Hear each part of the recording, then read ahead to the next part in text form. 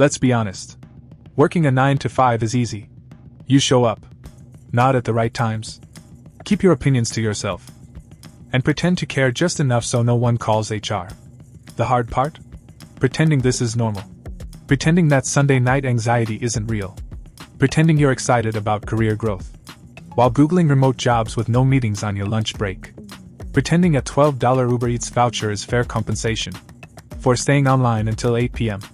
And pretending your coworkers aren't also quietly dying inside. One Slack message at a time. The job itself? Not that hard. The hard part is surviving 8 hours without screaming.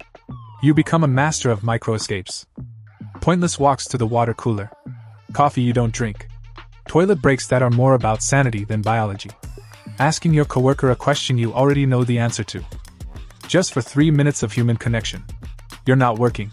You're enduring. And somewhere between your third fake task and your seventh fake smile, you realize, this isn't a career. It's a very long magic trick, designed to make time disappear. Most days feel like a loop someone forgot to close. You wake up tired. Get ready for a job you secretly resent. Commute half asleep, scroll your phone, reheat the same coffee. 10 a.m., you're already watching the clock.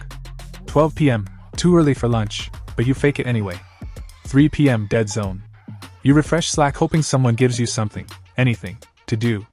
You make pretend checklists. You bounce between tabs so it looks like you're deep in thought. You attend meetings just to say yep, makes sense. And at 5 p.m. you close your laptop. And feel nothing. You didn't live.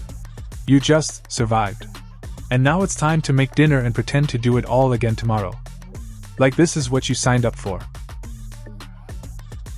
Here's the twist no one talks about. Working a 9 to 5 is easy. Because you don't have to build anything. You just follow the script. Clock in. Look busy. Don't piss off the wrong person. Repeat. No risk.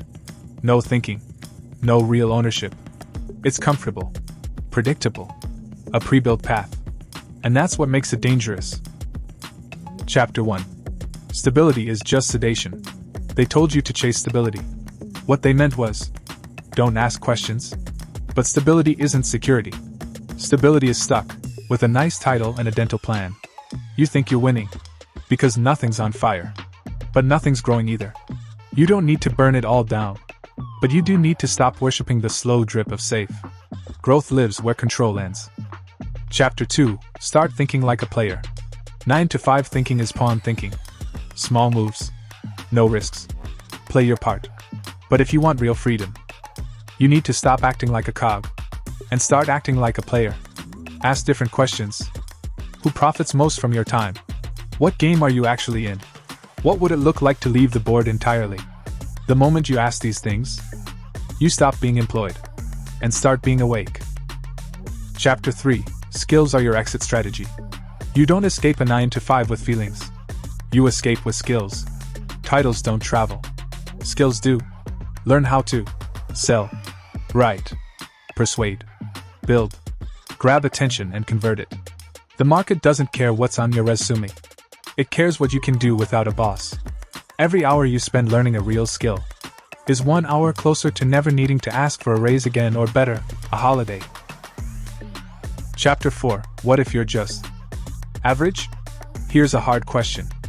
What if you're not a genius? Not charming? Not special? Just forgettable? Then what? If you can't win on brilliance, your only play inside the system becomes survival. Or maybe ass kissing? That's one escape route. Master the art of fake laughs. Strategic coffee runs. And always seeing the right people. It might get you promoted, but it won't get you free. You're just getting a nicer cage. Staying in a 9 to 5 job for too long isn't just a time cost. It's a confidence tax. Because the longer you stay, the more you internalize the lie that you don't have what it takes to build your own thing. You forget how to take initiative. You stop thinking for yourself. You get rewarded for blending in, not standing out. The corporate system doesn't train you to be bold. It trains you to be useful, replaceable. Your dreams don't die in dramatic failure. They die from small compromises. From saying maybe next year. From waiting until you're ready. From convincing yourself that next promotion will finally make it worth it. But here's the truth. The longer you wait, the smaller your world becomes. And by the time you finally want out, you may not even remember who you were before all this started. Comfort is a cage. Most people stay in the loop. Not because they have no choice, but because they've made peace with the pain. The stress becomes background noise. The boredom becomes a badge of adulthood. They stop dreaming. They start coping. And they call it being realistic. But the truth? They're building their own cage. One small compromise at a time. Imagine this instead. You wake up with no alarm. You work on your own project, the one that actually lights you up. You choose who to talk to, who to help, what to build. You make your own money, not just a salary that someone else capped. You're not working less. You're just working on your life. That's what freedom really is. Not sipping cocktails on a beach 24/7, but choosing your calendar, choosing your input, owning your outcome. That life? It's not reserved for geniuses. It's not a fantasy. It's what happens when you stop waiting for permission and start building with intention. Reclaim the deed to your life. Here's the truth. You can leave. Not all at once. Not without fear. But piece by piece. You can build your way out. It starts with a single skill. A single idea. A single hour spent creating instead of clocking in. Freedom doesn't show up with balloons.